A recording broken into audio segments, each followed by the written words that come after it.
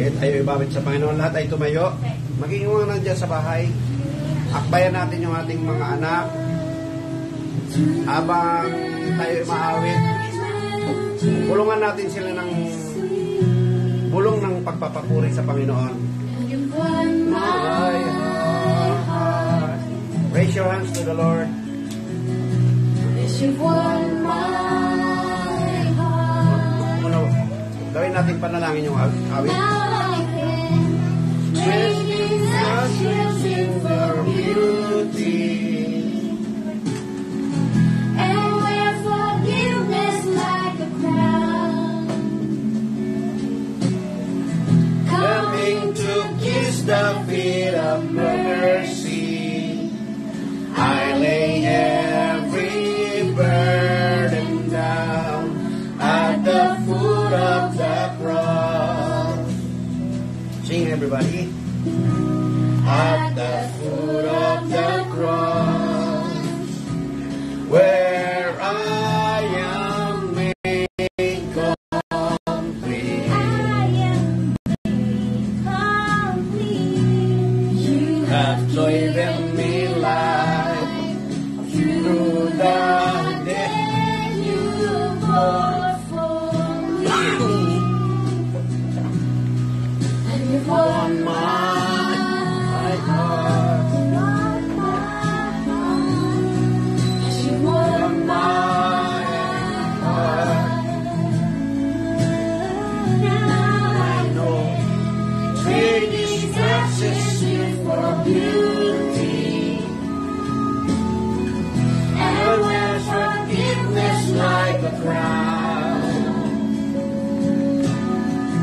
coming to kiss the feet of mercy. I lay every burden down at the foot of the cross. Jesus access in for beauty, and wear forgiveness like a crown, coming to kiss the feet of mercy. I lay every burden down at the foot of the cross.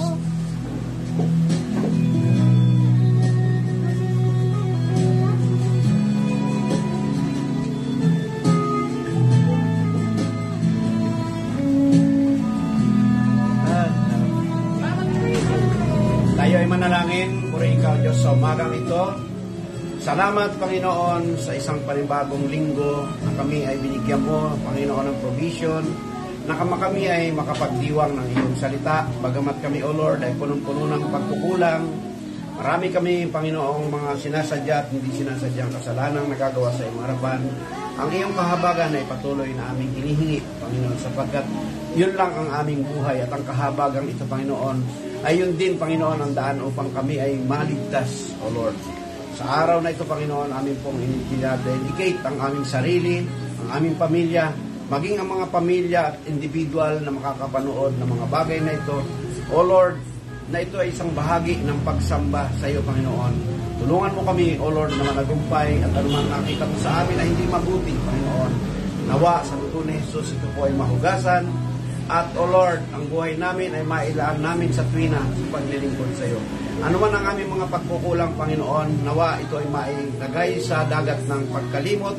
At, O Lord, ang buhay namin ay maging kaaya-aya sa iyong harapan, kaaya-aya, O Lord, at maipaglingkod namin, O Lord. Ang buo naming pamilya, malayo man sila, at sino man, Panginoon, sa aming mga kapatiran ang nagkukulang, O Lord, nawa sila man ay aming maalalayan, sila ay aming matulungan. In the name of your Son, Jesus Christ, dalangin namin ito lahat ng mayroong pagsusumamo at pasasalamat. In the name of your Son, Jesus Christ. Amen. Amen. Sige, tayo ay babasa ng Bible. 1 Timothy 3:16. Sige, bago ako magkaroon ng introduction, buksan natin ang 1 Timothy 3:16. Tabi-tabi ang at buksan ng Bible lahat. Yung inyong bata, ang hawak, magtanong bulong. Ito kahit sa pamilya, kahit yung halimbawa asawa medyo mahina, ipahawak niyo yung Bible, siya ang hahawak ng Bible, kung sino yung pinakang mahina, siya ang hahawak ng Bible at aalalayan. Buksan niyo yung inyong Bible. So, bawat isa, dapat lahat. Itong isa, ukulila. Ito si Kwan, si Eli. So, 1 Timothy 3:16.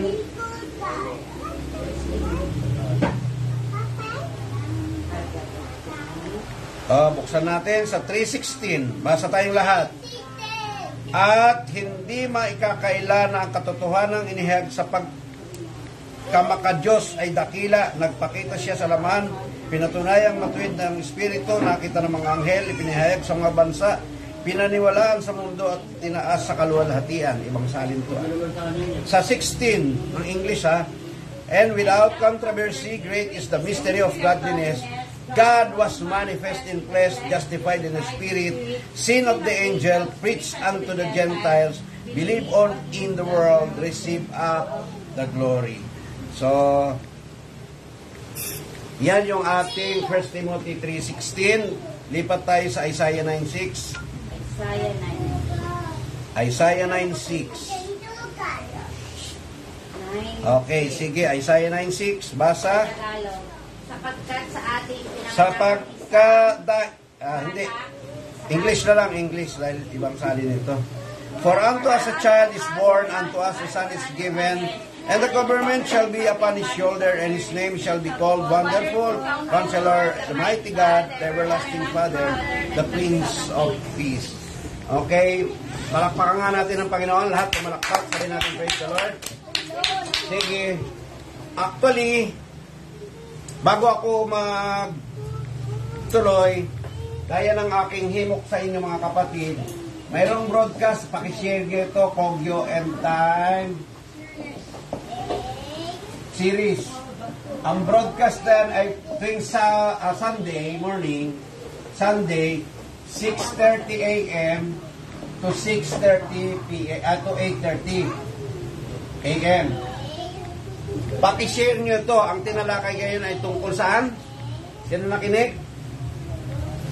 Ang tinalakay ay tungkol doon sa mga prehistoric yung kay Lucifer, murderer. Bagamat ito ay siguro sa mga susunod na panahon ko i-share, meron lang tayong priorities ngayon na mga paksa. Tulad dito, gusto ko na series, parang number 3 na to. Dahil yung ating mga previous Bible study regarding tungkol sa pagka-Diyos ay nawala.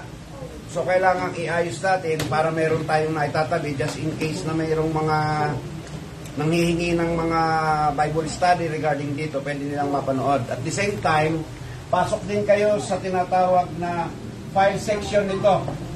File section. Sa files, buksan nyo yung file section. Mag-member kayo, hanapin nyo to, tapos mag-member kayo at saka sa progressive revelation ministry. Sa file section nito, bababasa nyo yung mga paksa, iba-ibang paksa, magagandang paksa. Wala sa denomination. So kung gusto nyo ng talagang salita ng Diyos na pure at yung talagang deep things of God, buksan nyo ito, nandito, kompleto. Parang pinigana to mula sa message ng prophet, ni Brother Jackson, ni Brother Gan, ni Brother Frank, at marami pang iba, kahit yung mga denominational. So yan yung aking himok sa inyo. Huwag kayong manghinawa na yan ay buksan. So itong mga binabanggit ko rin, natin, in English, sa English, Kogyo End Time Series. Pag sa Kogyo, pag Tagalog, serye,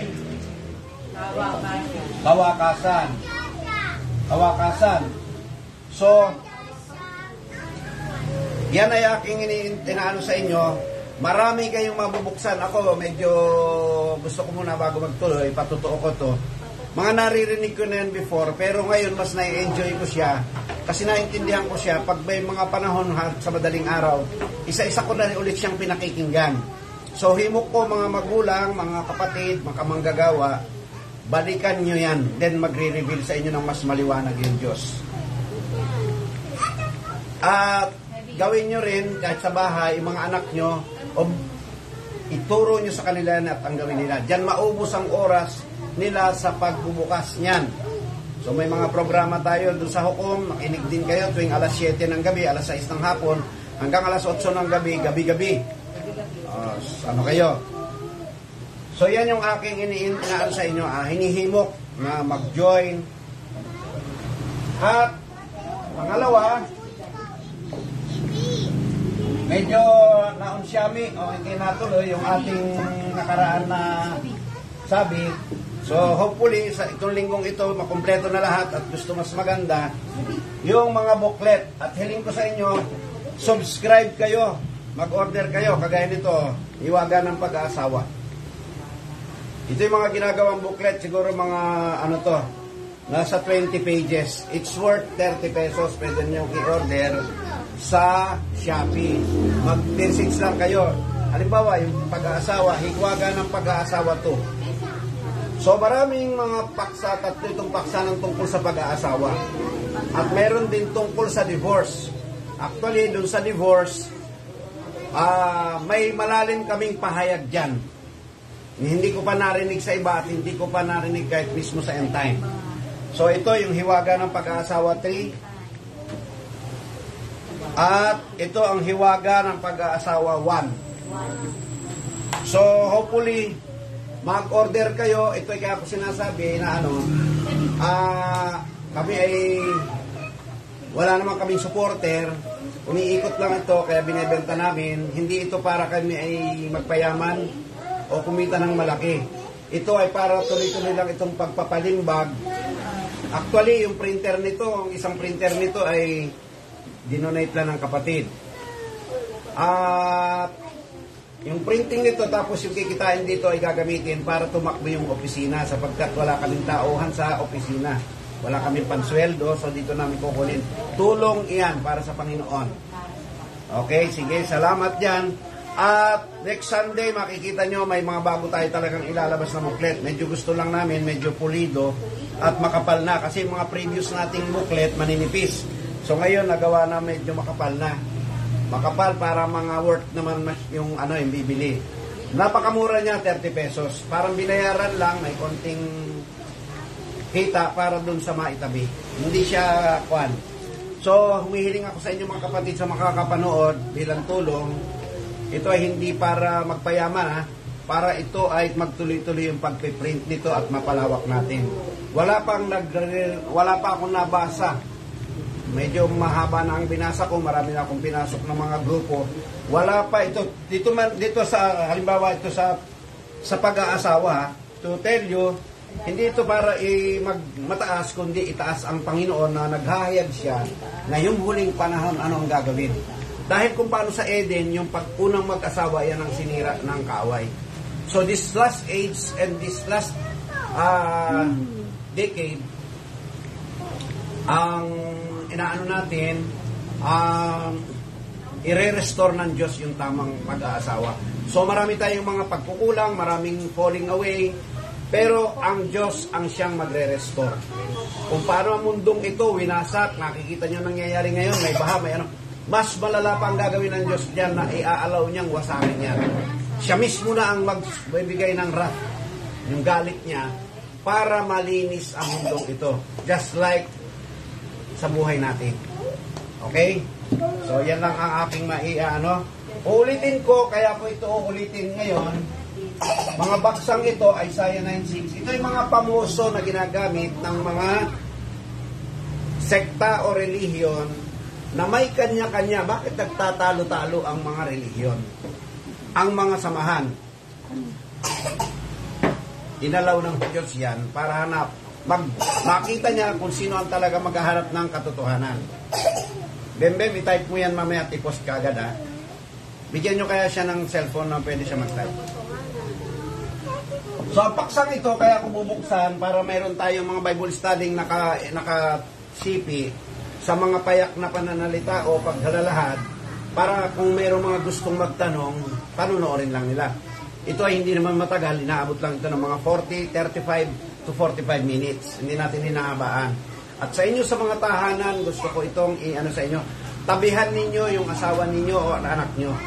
Kung kayo ay nasa bahay din lang at walang ginagawa, magbigay kayo ng ilang panahon sa Panginoon na manood kayo. Manood kayo, gawin yung pagdiriwang sa Panginoon yung ganitong oras. Halimbawa, di kayo makapunta sa church, kung kayo nasa trabaho, nasa barko, o kung ano man, nasa ibang bansa ka, panoorin. Yan yung kabutihan nitong Facebook. Magagamit sa mabuti at nagagamit sa masama.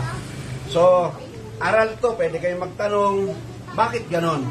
So again, ulitin ko ang aking introduction sa kaalaman. Excuse me.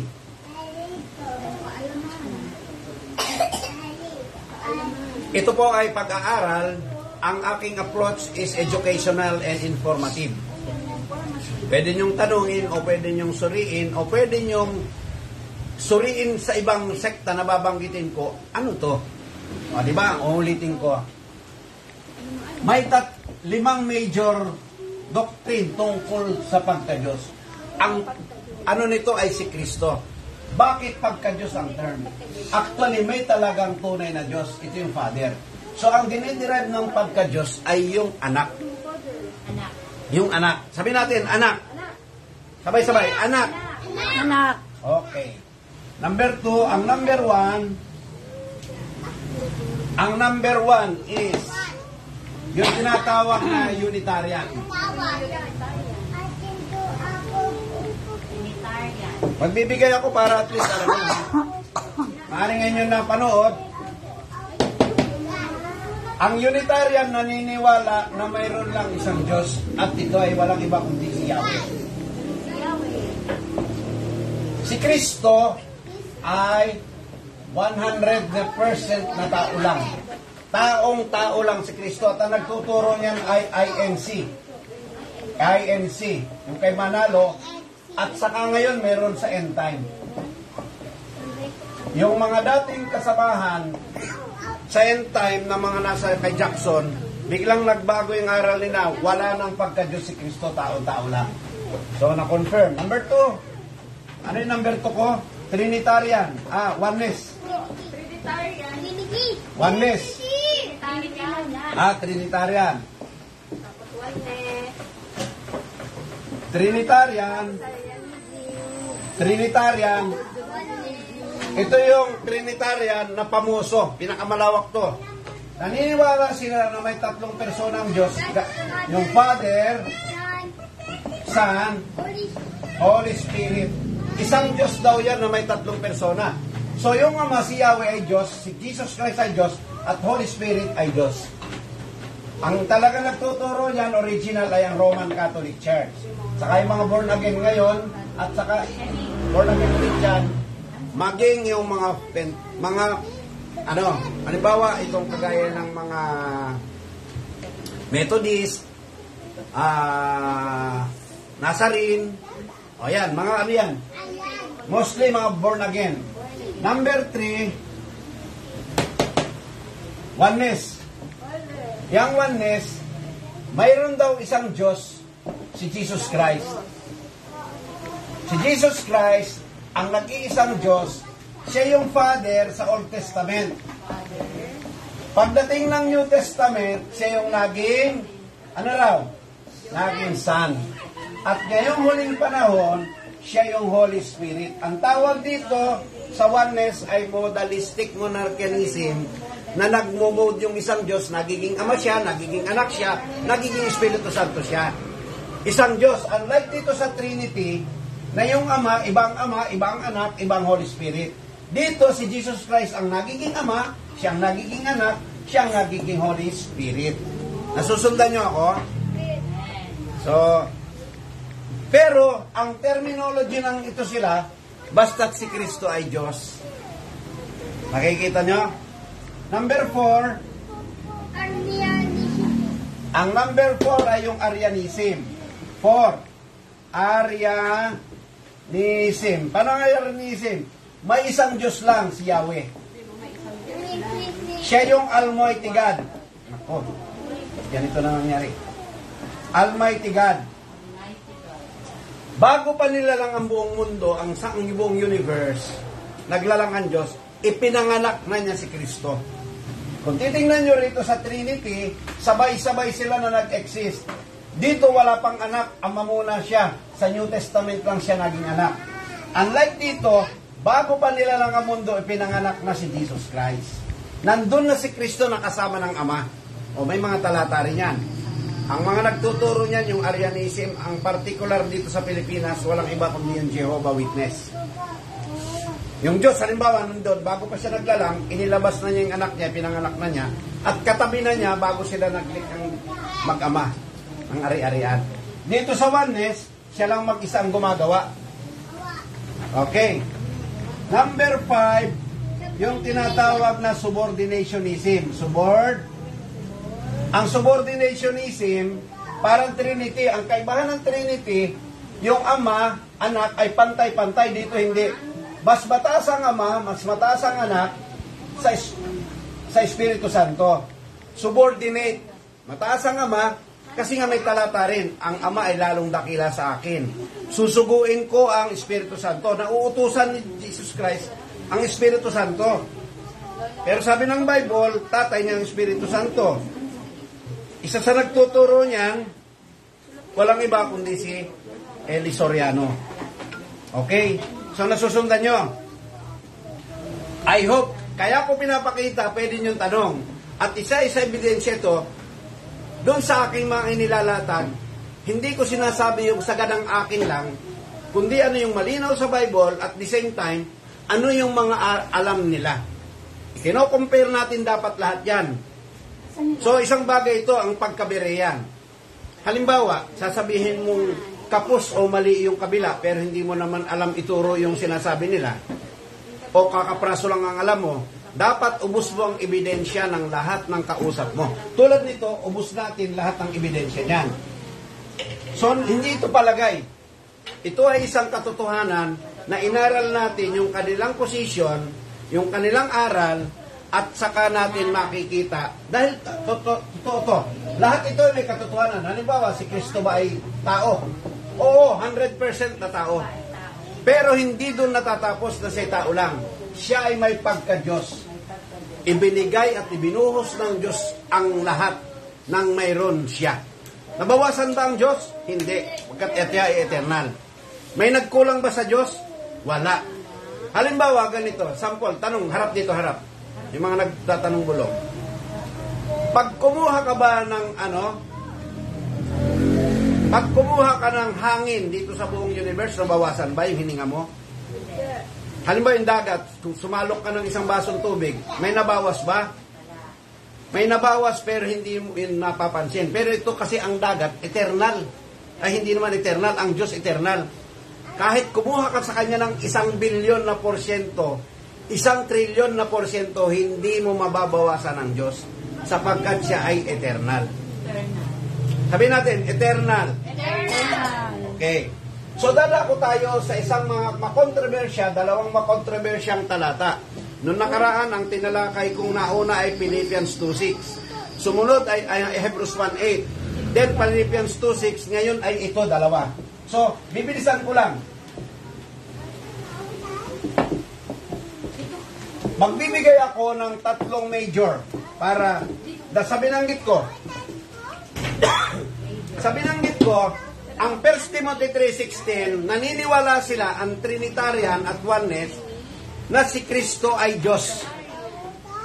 So ganito, anong sabi nyo sa talata? Pakibuksan nga ulit sa English. English, para maganda. Pakinggan nyo ha, buksan nyo rin yan.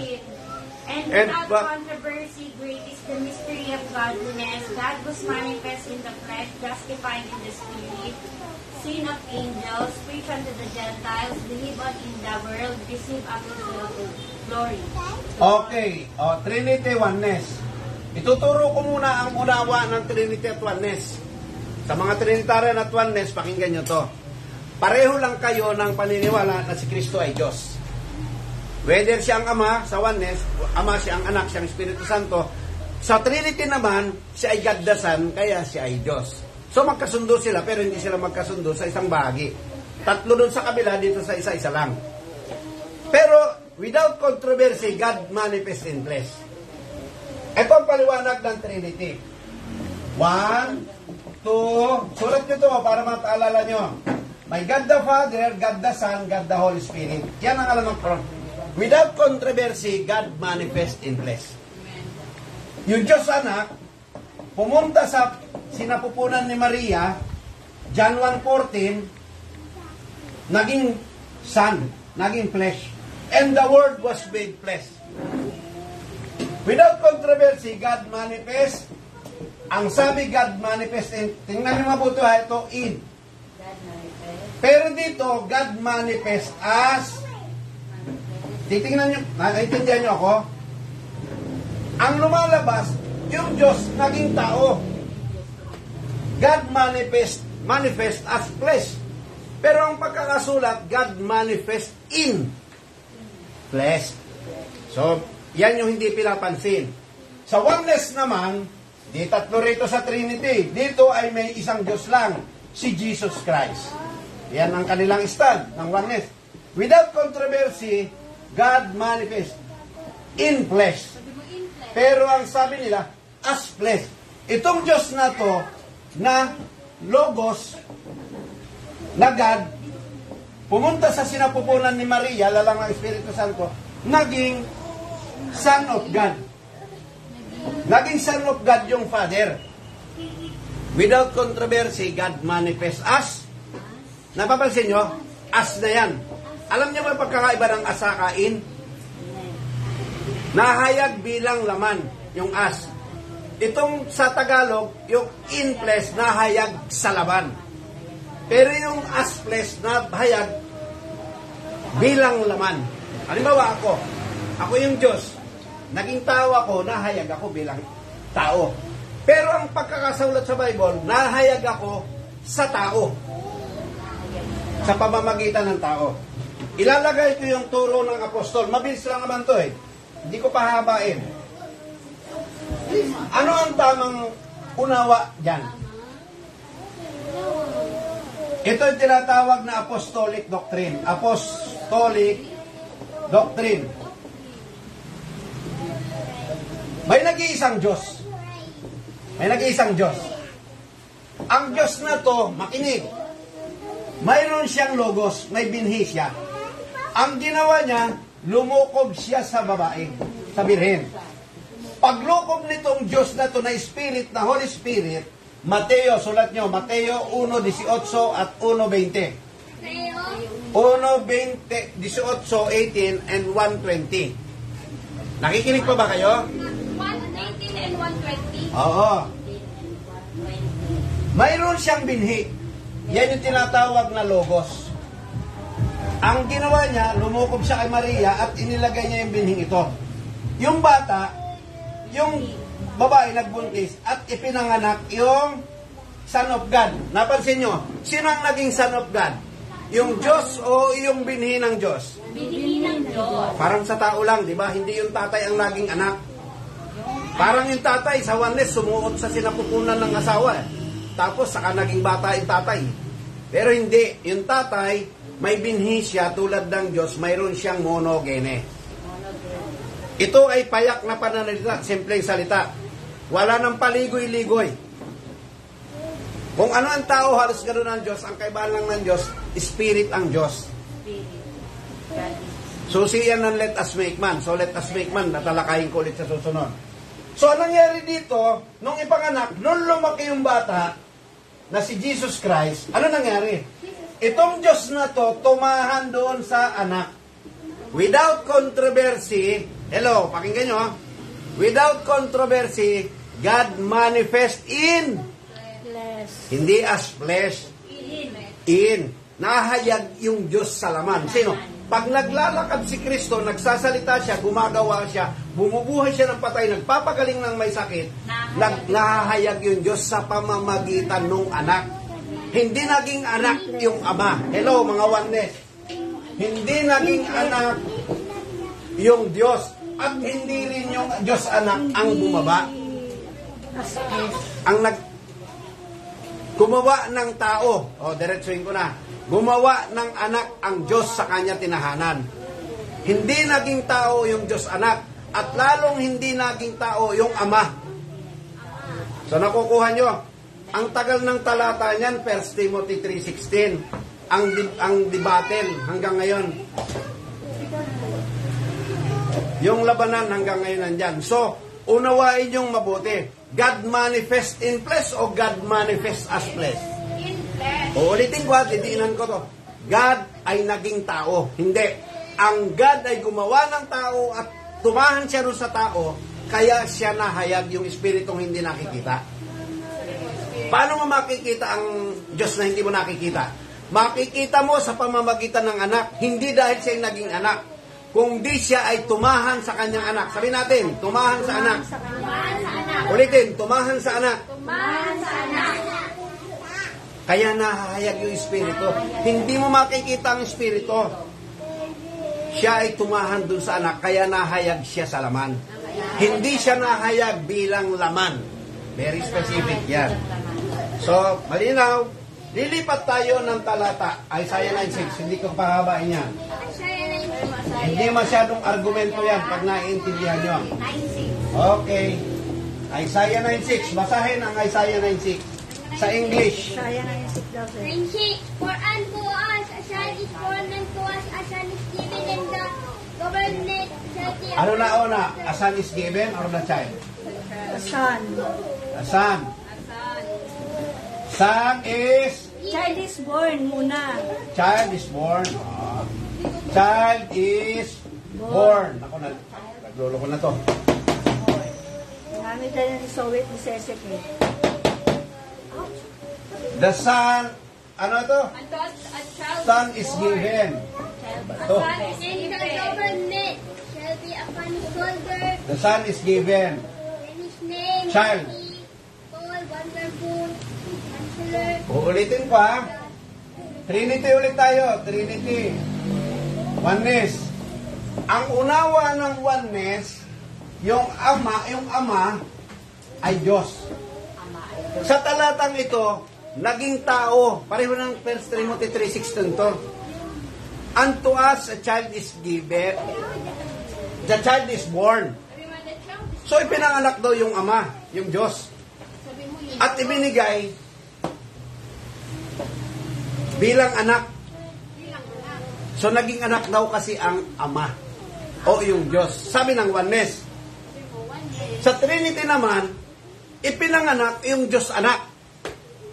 Bumaba galing sa langit yung Diyos anak, pumunta sa sinapupunan ni Maria, at ipinanganak, the child is born, yung God the Son. And the Son is given, binigay, bilang handog. Pero dito, doon muna tayo sa aspetong yan. Ano talaga nangyari, gaya sa 1 Timothy 3:16? Paano a child is born? Ang ginawa ng Diyos, pareho rin sa 1 Timothy 3:16, sabi ko, ang ginawa ng Diyos na Spirit, lumukob kay Maria. Pag lukob kay Maria, ang ginawa niya, basahin nyo naman ang, pakibasa nyo muna itong first, Lucas 1:35. Luke 1:35. Luke 1:25. Bukas ang Bible, magbukas. 1:25. Pabasa sa bata. 1:25. 1:35. 1:35. Sige, tuloy mo. And the angel answered and said unto her, The Holy Ghost shall come upon thee, and the power of the highest shall overshadow thee. Therefore also that holy thing which shall be born out of thee shall be called the Son of God. Ano raw? And the child, ano yan? Holy thing. Holy thing. Yung palang inilagay ng Holy Ghost ay holy thing. Hindi yung Diyos ang naging holy thing para ipagbuntis. Nasusundan niyo ako? Ang paniniwala ng oneness, yung ama ang naging bata sa sinapupunan ni Maria. Pero hindi. Naglagay ng punla o ng binhi o ng banal na bagay ang Diyos sa sinapupunan ni Maria. Kaya ang sabi ng Mateo 1:18, basahin mo ang 1:18 ng buwan. Sa bahay, buksan niyo lahat ng talata para maintindihan niyo. Lucas 1:35 at saka Mateo 1:18 and 20. Talo ng 20. 18. Now the birth of Jesus Christ was on this wise, when as his mother Mary was exposed to Joseph, before they come together, she was found with a child of the Holy Ghost. 20. But while he thought on these things, behold, an angel of the Lord appeared unto him in a dream, saying, Joseph, thou son of David, fear not to take unto thee Mary thy wife, for that which is conceived in her is of the Holy Ghost. Is of the Holy Ghost. Sabi natin, is of the Holy Ghost. Of the Holy Ghost. Child of the Holy Ghost. Child of the Holy Ghost. So hindi pala yung Diyos ang naging bata sa sinapupunan, kundi mayroon siyang binhi, may child siya. Anak ng Holy Ghost yung nasa sinapupunan ni Maria. Hindi yun ang Holy Ghost. Hindi yun ang Diyos. Diba? Nadala tayo ng tradisyon na ating nakamulatan mula pa sa Katoliko, paakyat sa lahat ng mga naging reformers na ganyang aral. So, child of the Holy Ghost. Sino yung Holy Ghost? Holy Spirit, yung Ama. Hindi yung Ama o hindi yung Diyos na Holy Ghost ang naging bata sa sinapupunan ni Maria, kundi may child siya. So, yan yung the child is born. The child is born. Dito sa parte, the Son is given, nung yung bata nagmi-ministeryo na, ibinigay ng Diyos. This is my beloved Son. Pakinggan nyo ang kanyang sinasabi. Sapagkat sinabi ng Diyos, yung aking sasalitain ay ilalagay ko sa kanyang bibig. Pag nagsasalita si Kristo, Hebrews 1:2, hindi niya salita yon. Sabi niya, John 14:10, hindi ko salita yan, kundi salita ng aking Ama. So si Kristo tagapagsalita. Hindi siya naging anak at saka siya rin ang nagsasalita bilang Ama. Sabihin natin, child of the Holy Ghost. Child of the Holy Ghost. So, bakit tinawag, idadagdag ko to, sabi nila, siya raw yung everlasting father. Yung ipinanganak na babata at saka yung ibinigay na anak, nakikinig kayo? Ay, siya raw yung everlasting father. Buksan nyo ang Isaiah 9:6 ulit at basahin. Buksan nyo sa bahay. For unto us a child is born, and Oh, to us, a child is born. Number 2, unto us a child is given. a child is given. And the Baliktad. government, Sige. And the government shall be upon his shoulder. Hop, para. And the government shall be upon his shoulder. Kailan yan? Hindi pa ngayon, hindi pa noon. Yan ay sa millennium, sa harapin. Given, ibinigay na yan, prophetic yan. Ibibigay, yung Diyos ba naging tao, tapos naging son, tapos ibibigay niya sa sarili niya, pagkatapos niyang maging anak, inilagay niya yung government sa baklikat niya bilang ama siya, na naging anak. O mayroon talagang Diyos na nagluwal ng anak sa pamamagitan ng birhen at kanyang inilagay, iniatang niya sa balikat ng anak niya ang government. Tuloy. Government. And his name shall be called Wonderful, Counselor, the mighty God, the everlasting Everlasting Father. Para. Sabi nila, tingnan mo, tatawagin siyang everlasting Father.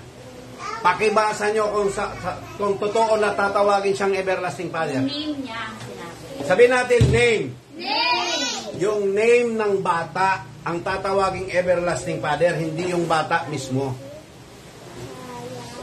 Ang tatawagin ng Prince of Peace, yung bata, dahil dala-dala niya yung pangalan ng Ama. Sa kanyang pangalan. Bakit kaya? Okay, maiksi lang to. Ang pangalan ng Ama kahit sa Bible, yan yung Yahweh. Yahweh. At yan din yung tinatawag sa Hebro na Yahweh, Shua. Wala na. Huwag yung ginagamit to pag ano ha. Itong Yahshua, ito ay Hebro. Sa Greek, yan ay Yesu. Sa English, yan yung Jesus. Ano Jesus? So, yung pangalan palang dala-dala ng bata ay pangalan ng kanyang ama. Hindi siya ama na naging anak, kundi gumawa ng anak yung ama at sa kanya ibinigay yung kanyang pangalang Yahweh Shua or Yahshua or Jesus. So, ang pangalang Jesus ay pangalan pala ng Ama. Originally or inherently. Inherently. I hope nasusundan nyo, ha? Yung Jesus. So, itapon mo na ito. So, yan yung ano, Yan yung tatawaging everlasting Father. everlasting. Yung daladalang pangalan ng anak na Jesus ay pangalan ng everlasting Father. Tatawaging everlasting Father iyan pagdating na nagkaroon na yung government shall be upon his shoulder. Government. Pag tinalo na si Satanas, na nagtagumpay na si Jesus Christ, na ilagay na ikulong na si Satanas sa kailaliman, at naghari na si Kristo kasama tayo ng 1,000 taon, then tatawagin ng everlasting Father yung pangalang Jesus or Yahshua.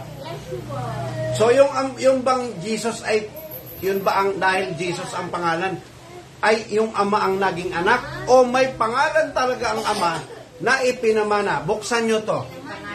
Ang pangalan ng Ama na Yahshua or Jesus ay minana ng anak. Buksan nyo ang inyong Bible. Ebidensya. Hebrews 1:4.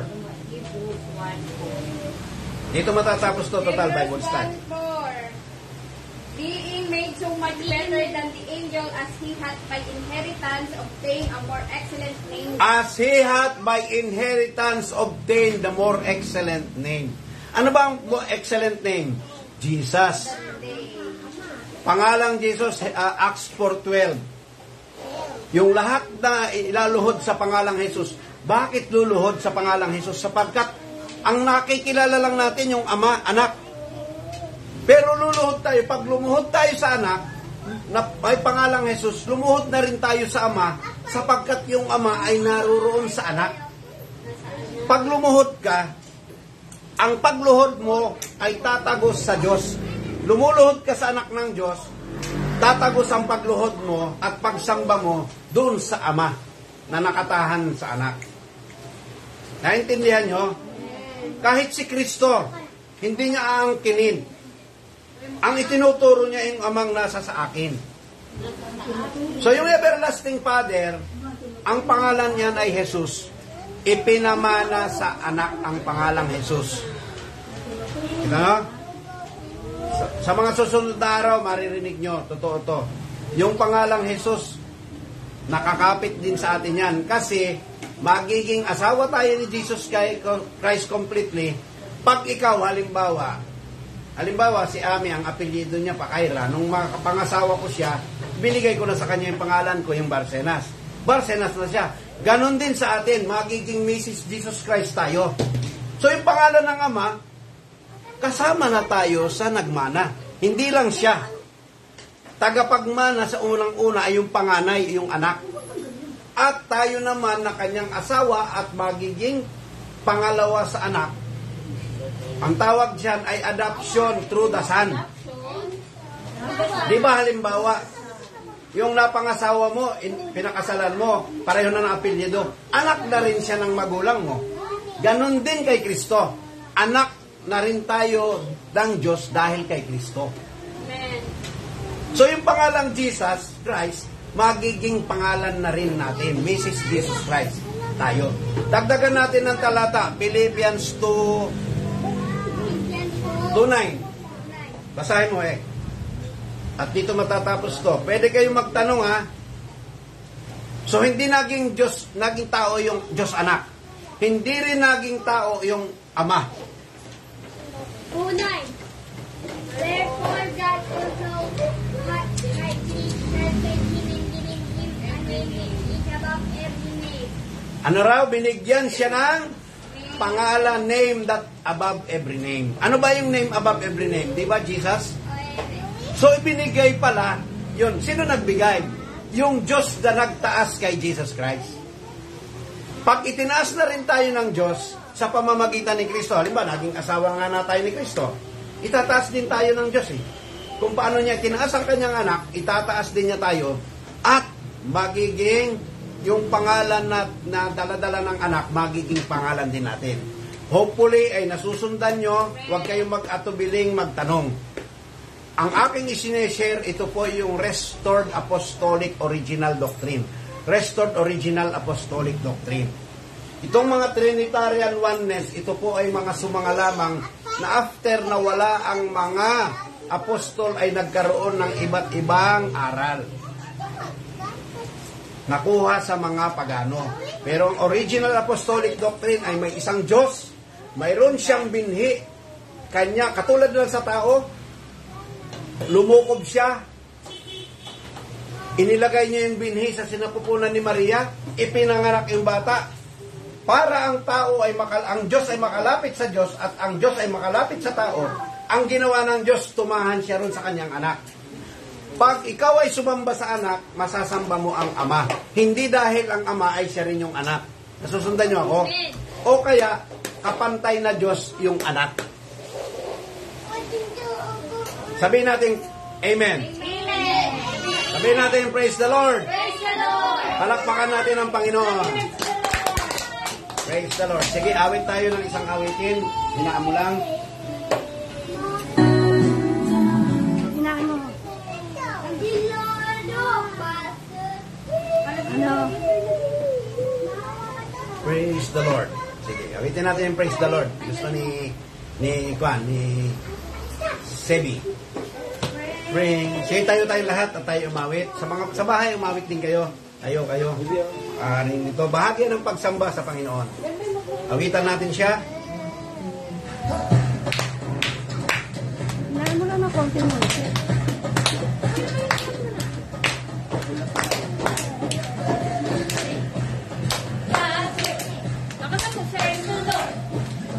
Praise the Lord.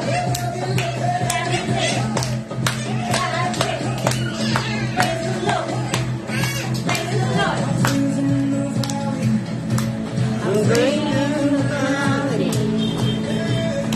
Walang ano siya.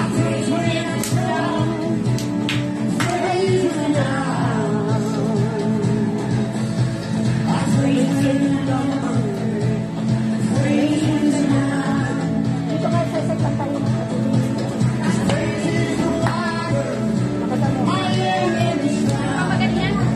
Wait. At pumalakpak.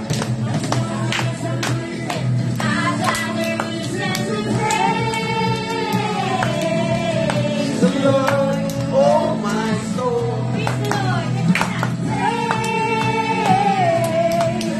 The Lord, oh my soul.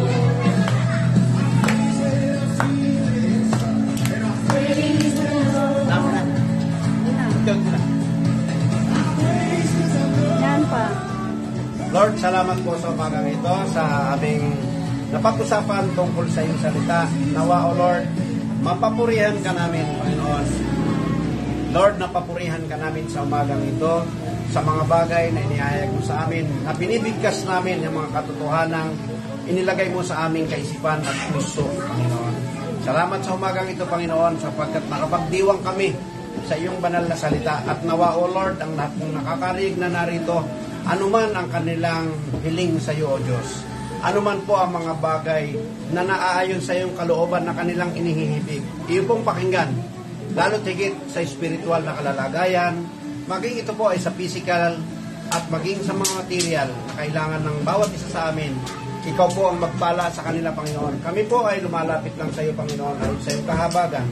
At nawa, maging sa aking buong sambahayan, sa aking buong pamilya, sa aking mga anak, sa aking mga apo, sa aking mga manugang.